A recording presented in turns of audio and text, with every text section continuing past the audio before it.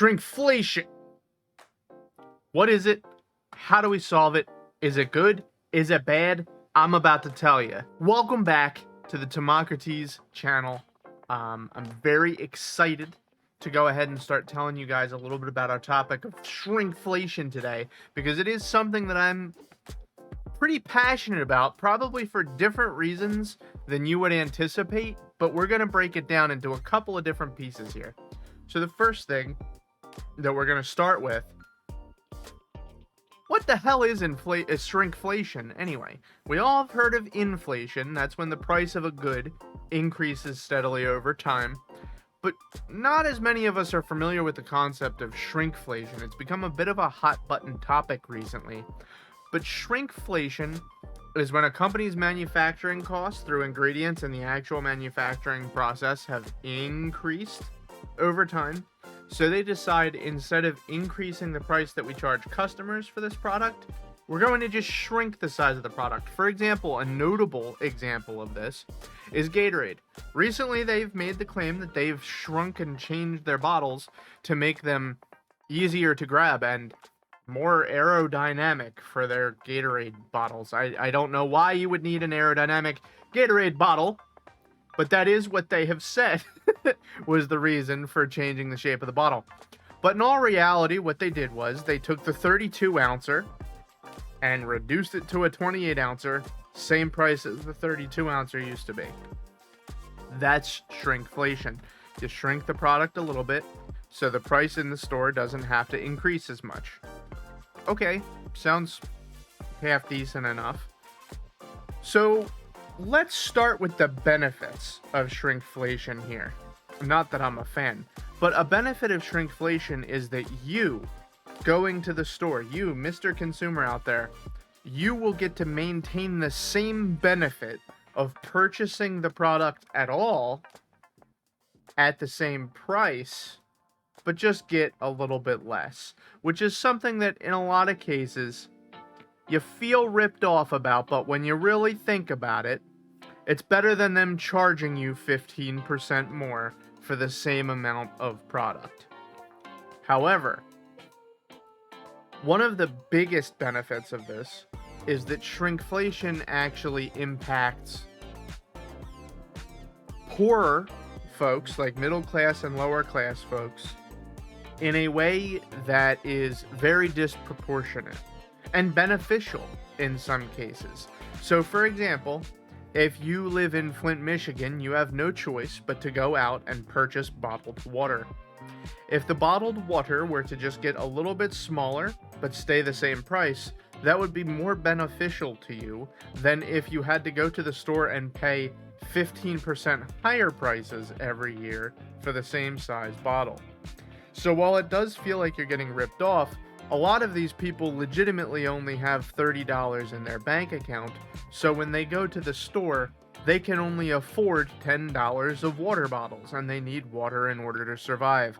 So the reality of the situation is that it helps to keep purchasing power relevant for people of a lower class.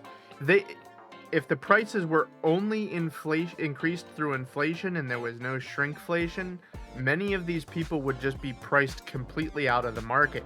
And in places like Flint, Michigan, as we just used for our example, this means that they're completely priced out of buying any water. Sure, you can make the argument that the government should get involved, and maybe they should. That's not what this video is about. The fact of the matter is, without shrinkflation, those people would be priced completely out of purchasing bottled water. And they would die, because they would not have access to water in Flint, Michigan, where it is all poisonous. So shrinkflation can be very helpful for poorer people in times of uncertainty where they don't have access to certain products, but they need to be able to buy those products at all. In this case, it was water. I feel that's a pretty solid example of a benefit of shrinkflation. However, if we talk a little bit about the downsides to shrinkflation, one of the biggest problems that I have with shrinkflation is that shrinkflation is so finite. There does come a point over years and years of time where something just cannot be shrank any further to make it marketable. For example, nobody is going to pay $10 for a whole bunch of 2-ounce bottles of water. Nobody is going to purchase that. That is absurdly too small.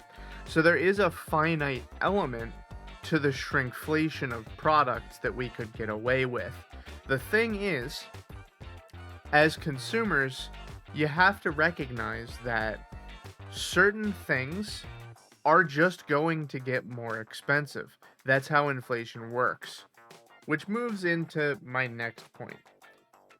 I think that a lot of people are really feeling the shrinkflation and the inflation right now in particular for two very, very specific reasons. The first reason that we're going to dive into is that at the lower income level, wages have stagnated in the United States. They're done. For people who are of the upper middle class and the higher class, their wages have continued to increase enough. It's not ideal, but enough. But for people who are impoverished, their wages have just flatlined for years, decades even, at this point in the United States. And again, I'm not getting into the politics of the situation. I'm simply addressing the realities surrounding inflation and shrinkflation and what we can do about them. So, the arguments about whether or not we should increase the minimum wage, that's not what this video is about. Though, I do support increasing the minimum wage by at least the rate of inflation every year, so that this specific problem doesn't become a hot button topic that causes these types of issues. So, the next point that I want to make is about responsibility as consumers. In the United States, consumerism is king. You just buy shit. It's where it's at. It's what everyone does. You see something, you buy something, you enjoy something. Those are the 3 steps of shopping as an American.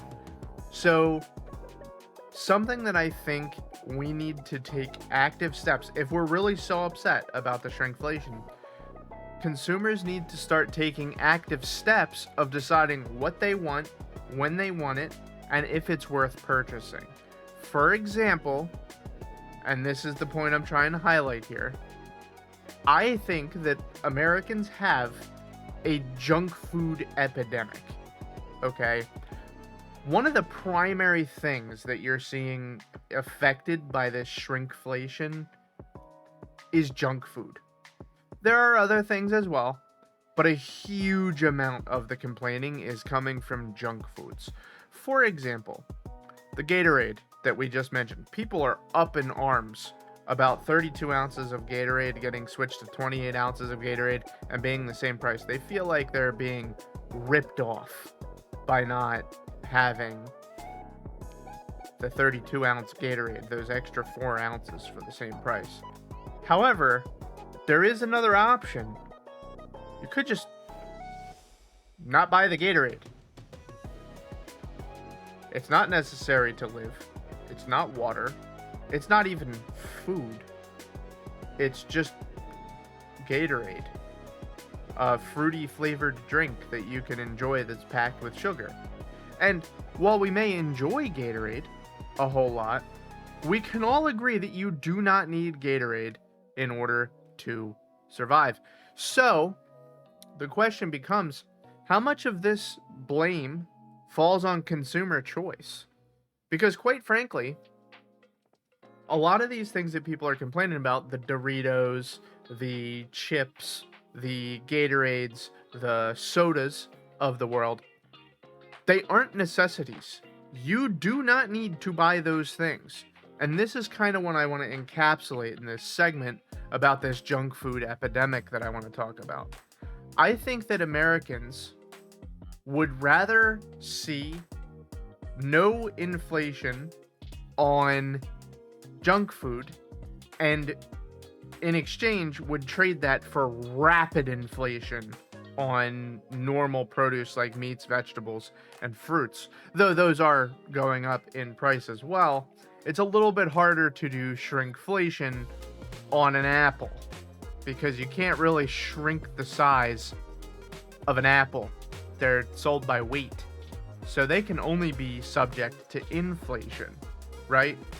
Is this making sense? Because I feel like a lot of people skip this part where consumer choice plays a huge role in this. Because if consumers stopped purchasing the junk foods, or rather stopped being so reliant on junk foods, there wouldn't be any concern about inflation or shrinkflation of the bag of Doritos and the bottle of Gatorade.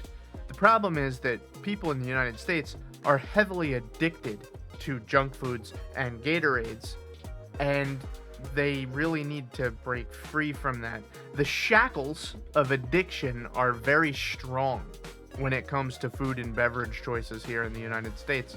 And I think that it's really important that we make it something to address here moving forward. For example, I strongly encourage that just once you go to the grocery store and don't buy any junk food. No Gatorade, no juice, no, what the hell is it called? Doritos, no potato chips. Just don't buy any of it. Buy, if you need it, some water, buy some milk, buy some eggs, buy some cheese, buy some meat, vegetables, fruit. There you go. That's your entire diet for the week. Because, one, it is cheaper to eat that way, to consume things that way. But on top of that, it's just better for you. So why are we so focused on the prices of these junk foods and the shrinkflation of these junk foods? It shouldn't be an issue. Well, let me try to circle back here and make this make more sense. It shouldn't be something that you're concerned about that a bag of Doritos is smaller and or more expensive. Because you should be more focused on buying fruits, vegetables, and meat and cheese and milk and eggs rather than purchasing a bag of Doritos. That's not to say that you shouldn't ever buy the bag of Doritos, but I think that Americans have kind of lost the idea of treating themselves. I feel like Americans have gotten to a point now where every single time you're going to the grocery store, you're buying the party size bag of Doritos, and a lot of people are gonna legitimately sit down and eat that in like three nights, 2 or 3 sittings. They're gonna consume a bag of potato chips this goddamn big. Why? I'm actually going to go ahead and put a little bit of the onus here on consumers, because it's like, why do we care that the price of Doritos is going up or the bag of Doritos is getting smaller? That's not something you should even be worried about. People, especially who are in lower income zone, should not give a fuck about junk foods. They shouldn't even be buying them. I know that's going to be a really controversial take, because a lot of people feel like you should be entitled to junk food for some reason. It's something very strange that I've noticed recently about people when I've talked to them about things like shrinkflation, is that a lot of people feel like everyone should be entitled to the junk foods that they want, and they should be entitled to the foods that they please. Well, I'm sorry, but the price of prime rib is not dropping anytime soon. It's just not. The price of Doritos, it's not going down. None of these prices are going down. It's not going to happen. So what I've noticed people do is they have to get the bag of Doritos. Okay, I know I'm picking on Doritos a lot here, but it's just an example. I'm not pointing out just Doritos because everyone's doing this. So I'm just going to say chips. Everybody grabs the bag of chips first thing that they're thinking about to put in their cart. But they also are getting all the fruits, vegetables, meat, and things like that. Everybody is buying all of those other things, and they're not thinking about the chips as being like a dessert item that's on top, maybe if you really want it. They're not thinking about it like a treat. It's no longer a treat anymore. If you're buying it every single time that you go to the store, if you're getting it every single week, you're buying too many chips. And that's just the sad reality of all of this. You do not need them. Stop buying them. Stop wasting your money. If you are in that lower income or lower middle income zone, you have bigger things to worry about than buying the potato chips. Stop buying them. It is an unfortunate reality that you can't afford them. And that just is the case. I'm not going to get into the politics of whether or not that should or should not be the case. I am talking about what is the case. And even if it's worth it to you, even if you love those potato chips, you don't need to eat them. You do not need to. If it is the one thing in life that is giving you happiness, you still do not need them. You don't. You want them. And I think that this is the kind of thinking that I want to encourage people to move towards. Move away from the I need the potato chips, this addiction that we seem to have with potato chips, this very unhealthy relationship that we have with food, and move towards an I want potato chips, but I don't need them. Because I think right now many Americans are in the I need to have potato chips area. We need to move to the I want and don't need potato chips area. You are overspending on things like potato chips, fruit juices, honestly, bottled water. Get a filter. I don't know why you're overpaying for bottled water.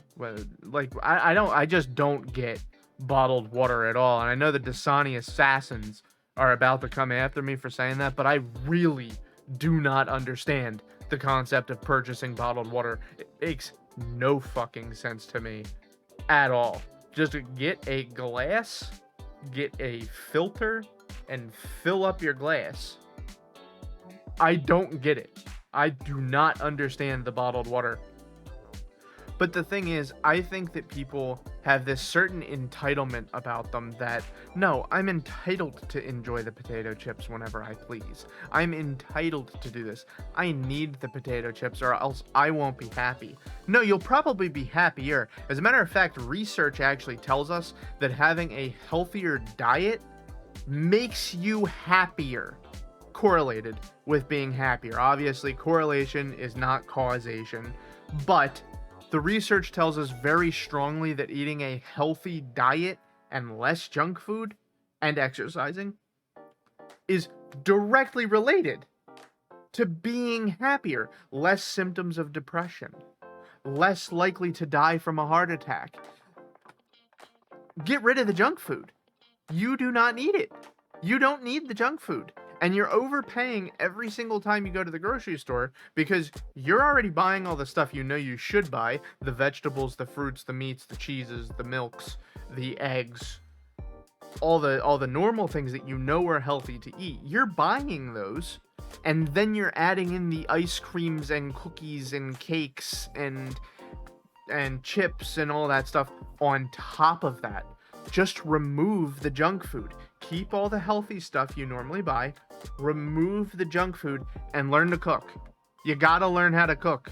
It's the number one thing you gotta know. You gotta know how to cook. Not for anyone else. For you. You've gotta know how to cook. It's the number one way to save money. I also want to talk about fast food. Fast food is also experiencing this shrinkflation. Fast food is also another thing that you don't need and is more expensive. It's like, if you just run to the Costco really quick, you can pay like $30 and get, I think it's 20 chicken breasts, 20 whole chicken breasts for like $30. $30 is like, what, 30 chicken nuggets at the McDonald's? Something like that. I don't know the price off the top of my head. I just, bingo bongo, that's a ton of cash. If you can just learn how to cook the chicken, you can just go buy the chicken for pennies on the dollar that you would spend in fast food or restaurants. any kind of restaurant. So you got to learn how to cook. So I know I'm focusing a lot on consumers here because I feel like consumers typically waste money frivolously. They just throw it all over the place when they don't have it. If you've got $1 million and you just want to throw your money at food that you like, go to fuck ahead. Nobody cares. The problem is that people who are in lower income ranges are throwing their money towards these things, getting no benefit from it, and then they have no fucking money. And I know that a lot of people's argument is going to be, well, I need to buy the juice for my kids. No, you do not. Do you know what your kids need? They need water. Need. You're using the word need. We need to take away the word need from conversations that involve junk food. You do not need juice, soda. You do not need chips, Doritos. You do not need ice cream, cakes, cookies. You don't need them. You want them. I want them too. I love them. But it's a certain way of thinking that you adopt that this is the consumer responsibility when it comes to inflation and shrinkflation. It's kind of your fault that they're able to do the shrinkflation and the inflation because you continue to purchase it. If you stopped buying it, they would not be able to have it at that price point anymore. They would need to change their business model. They would no longer be able to sustain themselves because you made the decision not to purchase their products anymore. If you are not addicted to junk food, they have no power over you. If you are addicted to junk food, they have all of the power over you to charge you whatever they please. So what I'm saying is, instead of giving those $10 to PepsiCo, not to pick on them in particular, please don't sue, but take those $10 and spend them on fruits and vegetables instead. I don't give a shit if they're organic or completely packed with GMOs. I don't care. It's certainly better for you than a potato chip is. And you get more value out of it too. If you learn how to cook, man, a bag of broccoli, you can stretch that shit over multiple days, multiple meals. So I just kind of don't understand the complaining about the shrinkflation from that perspective. And I also really strongly believe that people need to stop being addicted to junk foods. You don't need them. They are not your friends. They are the source of addiction for you, and they are how these companies drain your wallet. However, like I said, there are benefits to shrinkflation. For example, the bottled water. In Flint, Michigan, they need to have water access at all. But even there, they could go buy a water filter. They could. It'd be like, I think my water filter was about $55. Then you replace it every 6 months or so because I have the long last filters. You could do that instead of paying $20 every like two weeks that you go to the store for bottled water. It's like a month and a half of your water. But like I said before, I do understand that there are people who legitimately only have $36 in their bank account and can't afford that. So in that case, sorry, you're in the rich man, poor man struggle where you are just stuck in the cycle of torture. That's unfortunate, and I hope that we can find some kind of way to get people out of that. But I'm not really talking to them. I'm more focused on the middle class person that could actually choose to stop doing this and just chooses to continue engaging in this behavior anyway. So, now that we've talked about stagnation of wages, consumer responsibility, what is shrinkflation versus inflation, and how shrinkflation can be both beneficial and disadvantageous. Now, and overcoming our addiction to junk foods, it's time for us to conclude this video. So, quick recap. Shrinkflation, good and bad. Good because it can help to keep poorer communities priced into the market at all. they can still go buy the water instead of having poison come out of their tap. Benefit, ding, win for inflation, touchdown. However, there's a lot of people talking about legislation about shrinkflation right now, and oh my god, these companies are ripping me off. We need to stop them from shrinkflation. What I will say about that is that if you make legislation about shrinkflation, what you are going to do is you're going to limit companies' options of changing the way that they sell products to you. If they cannot shrink their product and give you the product for the same price at a smaller amount, what will happen is that the price will just increase by that amount. Because what a lot of people seem to not understand is that while there is shrinkflation going on, it's counterbalanced by inflation that's going on. The thing that a lot of people seem to not realize is that both are happening simultaneously. So for example, a lot of people get upset when they see the 32-ounce Gatorade drop down to 28 ounces and stay at $5. I'm just throwing a number out there. But the reality of the situation is it's shrinking to 28 ounces and it's not staying the same price. It's going from $5 to like $5.17 or something like that. However, if we tell companies you're not allowed to shrinkflate anymore, you're going to see prices balloon out of control much more quickly than you would if they were allowed to shrink their products. Because if you think that these companies are going to be less greedy for even 5 seconds, man, you got another thing coming. And the people who are going to really suffer while you figure that out are people in the middle and lower classes. So if you want people in the middle and lower classes to suffer for the next 10 years, go ahead and pass your anti-shrinkflation legislation, because that's what will happen. It's just the unfortunate reality of the situation. You are going to price a lot of people completely out of the market if you engage in that type of legislation. And I think that a lot of people are privileged enough to the point where they don't understand the impact that they will have on lower income communities, because if you're in the middle class in the United States, you very rarely, if ever, actually interact with people who are actually impoverished. For the most part, you'll interact with lower middle class, and upper middle class if you're a part of the middle class at all.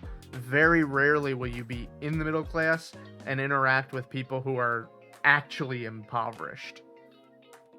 It's an unfortunate stratification that we have in the United States.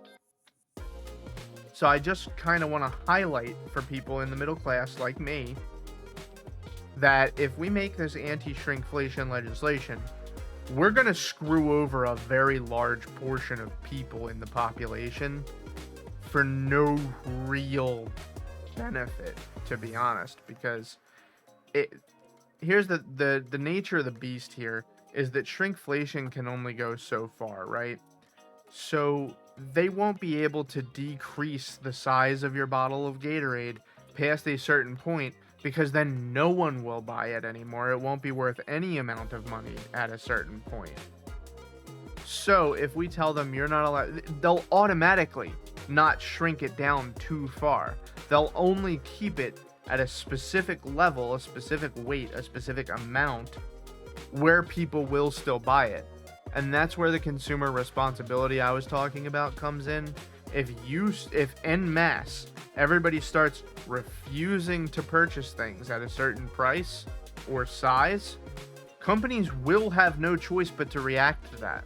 So the fact that they're getting away with it is your fault. You're addicted to junk food, and that's okay. I think as Americans, we are all addicted to junk food. We need to alter our behavior. We need to alter market sentiments. I know I'm asking for a Herculean task here, but quite frankly, it's what needs to happen. People are morbidly obese in the United States. Heart problems are running rampant throughout the entire United States, and a lot of it has to do with the diets that we feed ourselves. And the best way to start that kind of change is to just cut out junk food anyway. And that's just the simple fact of the matter. But anyway, I hope you guys enjoyed this video. I hope you understand that the power that you wield as consumers, and I hope that you start using it. And also, just try. Just 1 week, 1 or 2 weeks, not buying any junk food when you go to the grocery store. None. Not a single item of junk food. And learn to cook. Have a nice day, everybody. Bye, guys.